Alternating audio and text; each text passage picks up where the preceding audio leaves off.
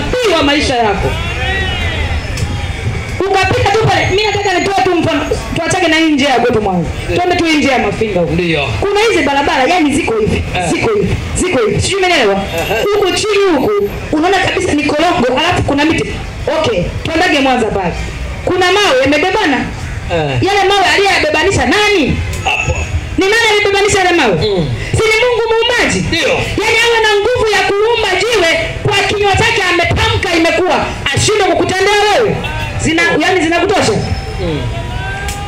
Kaa tafakari mara 2 mara 3. Si unanielewa? Ndio. Achana na hizi habari tu ukatambike mizimu ya watu wewe muamini Mungu, to be honest. Nataka niwaambie kitu kimoja. Kipekee nilivyomwamini Mungu. Toka nilivyoweka imani yangu kwa Mungu, sijawahi kuona nimeaibika hata siku moja. Yes. Si unanielewa? Amen. Haya, twende basi kule beach. Twende kule beach. Kata tafakari. Angalia ile bahari. Haina mwanzo, haina mwisho. Yale maji hayatoki kuja huku kwenye nchi kavu, huyu mchanga au uingii kule. Yaani maji na nchi kavu ina mpaka. Ameweka nani? Rais wa Jamhuri ya Muungano wa Taifa Tanzania. Haya, baba Mungu hawezi kukutendea. Njoo hapa tukupe mwana uondoke naye. Mwana akiingia ndani yako, una uwezo wa kusema kuanzia leo sitaishi maisha kung'ang'ana. Asante Mungu. Ukiingia kwenye biashara yako, tumeshakuombea hapo sasa. Tumeshakuombea hapo ukienda nyumbani, tunakuelekeza namna ya kuishi. Na ndio kwa nini tunaita watu kwenye ibada. Kwa maana unapokuja kwenye ibada, unapata mtaratibu wa wewe kupokea muujiza wako. Ni mmoja tu. Ukifika pale unaendelea kulishwa neno, unaendelea kukulia wokovu, unaona vitu vikitokea. Nataka nikwambie, baada ya maombi ya leo, wewe una biashara yako, asubuhi amkia kwenye biashara yako, kabla hujafungua duka, piga magoti. Mwambie Mungu niliyekupokea mchikichini, onyesha nguvu zako nikuone. Wale waliokuwa wanaongea hawapo, niko peke yangu. Ninajua unanisikia. Nataka nione matokeo. Angalia nyumbani kuna kodi pale nadaiwa. Angalia pale shuleni. Angalia mwanangu hivi. Angalia vile. Ongea maneno yako matatu, fungua duka lako kwenye biashara. Hapo utaniambia. Ndio. Unaweza ukamchanganya Mungu kumwambia niliona kule mawe yamebebana. Hicho kilitosha niamini kwamba una nguvu unaweza. Unaweza kunitendea na hiyo. Ndio. Haleluya. Amen. Nataka niwaambie, achaneni mambo ya kuwa mnajiulizaga maswali. Alafu tukisema hivi njooni tuombe, mnaanza kuangalia na watanionaje? Haya, nataka nikuulize swali jepesi. Unapolala njaa unakuona gaje? Wanakuepo? Unapolala njaa wanakuepo? Amna. Ukikaa ukitafakari hivi, yani nikifikia hatua ya kufukuzwa kwenye kodi, wanakuja kukuonaje? Si unakuwa peke yako alafu unagombea na hata kwa nini? Haya, swali jingine. Kaburini ulionaga yupo nani na nani? Si unakaa peke yako? Naomba niambie jeneza iliyobeba watu wawili. Nionyeshe. Si unaingia peke yako?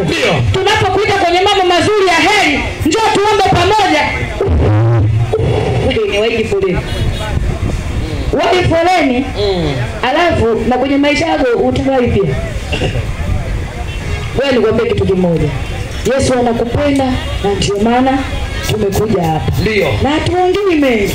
Mimi nimalize kwa kusema kwamba huyu Mungu anaituma sauti yake pengine kupitia kwa sisi vijana wadogo ambao unatuangalia pengine sana wataniambia nini? Yaani nitakoza na miaka 50 mimi nikimkadiani kama ana miaka mingi 26 ananiambia nini kwa mfano? Ni kweli nataka nikwambie. Lakini Daudi Mungu alimchagua akiwa mdogo. Ndio. Katikati ya wale ndugu zake wote wakubwa, Daudi Mungu alimchagua akiwa mdogo. Yusufu alikuwa katikati ya kaka zake na baba yake na mama yake, peke yake ndio aliota ndoto ya kuwa mkubwa. Na peke yake ndio alikuja kuwa waziri, akaisaidia familia yake. Amua tu wewe leo. Amua leo wewe kunyoa au kusuka ndugu zangu. Unataka kuona matokeo kwenye maisha yako? Acha kuangalia watu wanasemaje watayote. Safari ya mafanikio unaianza peke yako. Bwana Yesu asifiwe. Haleluya. Wangapi wananielewa? Naomba nione mikono yao. Wangapi wananielewa? Nataka niwaambie kitu kimoja. Kitu hichi kimoja. Huyu Yesu ana nguvu. Huyu Yesu anaweza. Siwezi nikasema mambo mengi. Tukianza kuambia, alikausha bahari ya Shamu. Bahari ya Shamu mimi mwenyewe sikuwepo lakini ni kweli alikausha. Si ndio? Ndio. Nataka nikwambie, kwenye maisha yangu peke yangu ni ushuhuda. Tusiende mbali kwa babangu si Masanja mkandamizaji. Tuje kwangu tu. Mimi pekee ni ushuhuda. Si nimekupa hadi kodi. Instagram, andika hapo unione nilipokuwa nanunua viungo. Utaamini. Utaamini. lakini sasa nina miaka 5 kwenye wokovu, lakini kama na miaka 30. Ndio. Nimekomaa kiasi ambacho nina ujasiri wa ajabu.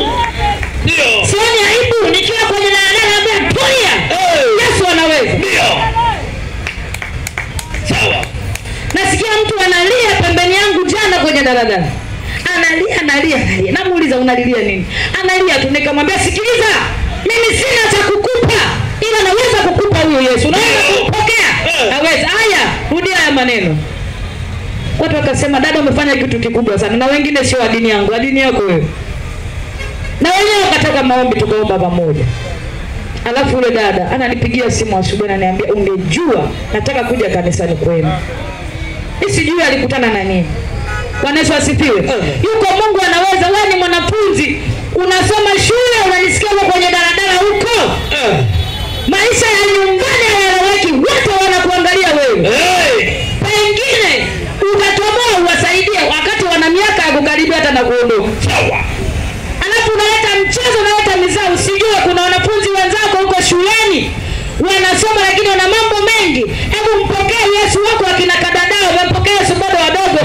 Yaani amefanyika baraka kwa wazazi wake bado ni mdogo. Mwingine anasema hivi, ngoja tuone kifikisha miaka 18. Hiyo ndio wewe unajua. Ndio. Kwani mjana kwenye YouTube ule mtoto ni wakubebwa hivi anawekea mikono watu wanapona. Ngoja niwaambie, ulimwengu tuliokuwa nao sasa hivi umefika mwisho. Nyakati hizi ni nyakati za hatari. Utachagua moja katika haya mawili. Umpokee Yesu, namba 1 upate uzima wa milele, namba 2 upate amani, namba 3 uwe na uhakika wa maisha. Yaani maisha yako yanaenda ni zaidi ya kimeujiza. Au umkatae Yesu uingie kwenye namba 1 lakini